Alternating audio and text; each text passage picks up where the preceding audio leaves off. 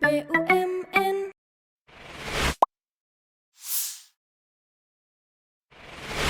Assalamualaikum warahmatullahi wabarakatuh. Halo Sobat JDIH BUMN, apa kabarnya? Kembali lagi dengan saya, Wahyu Setiawan, dalam seri Hukum BUMN. Pada kesempatan kali ini, kita akan melanjutkan pembahasan mengenai Peraturan Menteri BUMN yang diterbitkan di tahun 2023, khususnya Peraturan Menteri BUMN Nomor 1 MBU 203/2023 tentang penugasan khusus dan program tanggung jawab sosial dan lingkungan BUMN.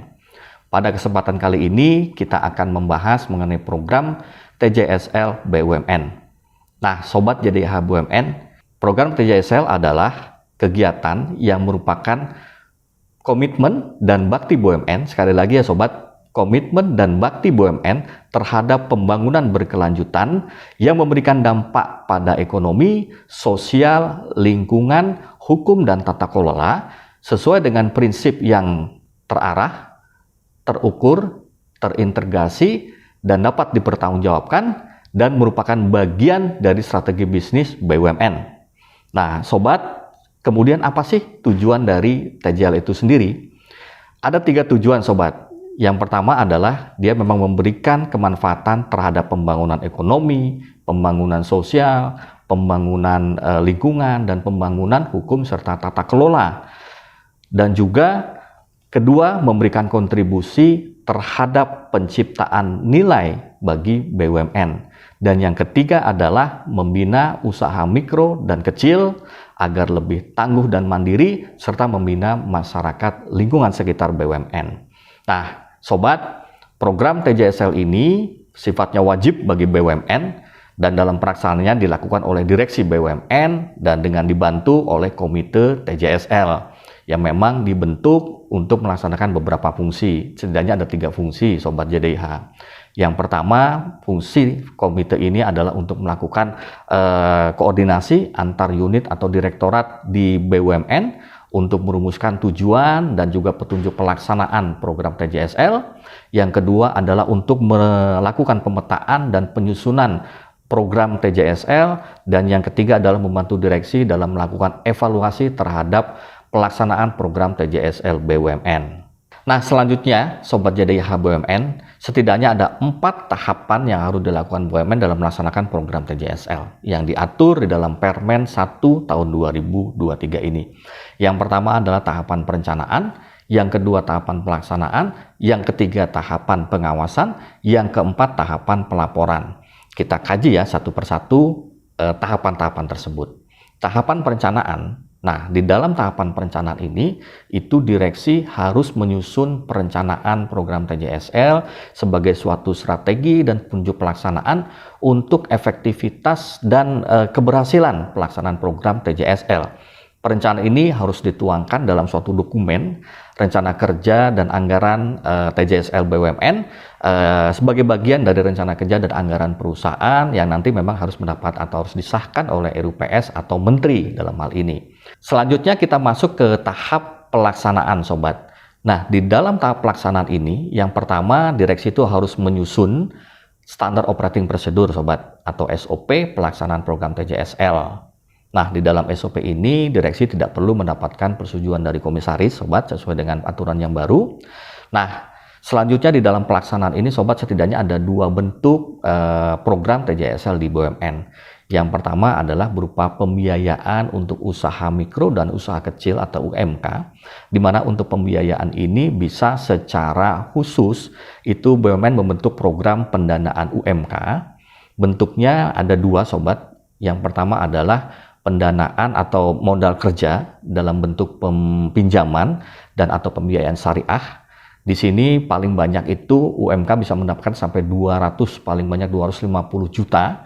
Kemudian untuk jangka waktu paling lama 3 tahun dengan suku bunga 3% efektif per tahun, atau dengan suku bunga flat setara dengan 3%, atau mungkin suku bunga lainnya yang nanti akan ditetapkan oleh Menteri BUMN.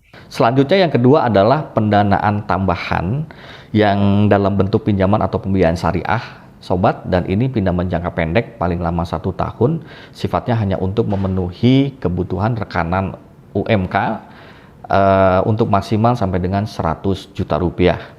Nah, Sobat JDIH BUMN, Untuk bentuk pembiayaan pada UMK ini dalam bentuk program pendanaan UMK, ini BUMN dalam rangka meningkatkan efektivitas dan efisiensi pengembangan dan pemberdayaan UMK, itu BUMN dapat bekerja sama atau menghibahkan program pendanaan tersebut kepada BUMN lain, anak perusahaan BUMN atau perusahaan terafiliasi BUMN, yang memang memiliki kegiatan usaha di bidang pembiayaan, perbankan, atau memang lembaga lain yang memang memiliki usaha atau kemampuan dalam menyalurkan pinjaman, di mana ini semua harus mendapatkan atau ditunjuk oleh Menteri BUMN. Dan untuk kebolehan untuk melakukan hibah ini, sobat, ini merupakan hal baru yang diatur di dalam Permen 1 tahun 2023 ini. Di mana di dalam pelaksanaan hibah itu direksi harus mendapatkan persetujuan dari RUPS atau menteri, dan pelaksananya nanti harus berdasarkan mekanisme yang akan ditetapkan dalam persetujuan tersebut. Selanjutnya yang kedua, bentuk dari pelaksanaan TJSL di BUMN adalah berupa pemberian bantuan dan atau kegiatan lainnya. Di sini termasuk dalam rangka pembinaan bagi UMK oleh BUMN. Nah, untuk saat ini Sobat JDIH, fokus utama pada sektor ini atau pada bentuk ini adalah pada bidang pendidikan, lingkungan, dan pengembangan UMK, atau nanti kebijakan lainnya akan ditetapkan oleh Menteri BUMN ini. Nah, untuk melaksanakan bentuk ini Sobat, itu BUMN dapat bekerja sama dengan BUMN lain, anak perusahaan, perusahaan terafiliasi, mungkin badan hukum BUMN yang memang didirikan khusus untuk kegiatan sosial dan kemanusiaan, badan usaha lainnya, dan juga badan hukum lainnya Sobat JDIH. Selanjutnya adalah tahap pengawasan Sobat. Di dalam tahap ini, itu pengawasan untuk pelaksanaan dari program TJSL dilakukan oleh Dewan Komisaris atau Dewan Pengawas BUMN, di mana direksi sendiri mempunyai kewajiban untuk melakukan evaluasi terhadap pelaksanaan program TJSL BUMN. Sebagaimana telah dijelaskan di depan, dalam melakukan evaluasi ini direksi dapat dibantu oleh Komite TJSL BUMN yang memang dibentuk pada tingkat induk perusahaan BUMN ataupun pada tingkat BUMN Sobat. Dan terakhir adalah tahapan pelaporan. Di dalam tahapan pelaporan ini Sobat, itu BUMN wajib menyusun laporan keuangan dan juga laporan pelaksanaan program TJSL secara triwulanan dan juga tahunan.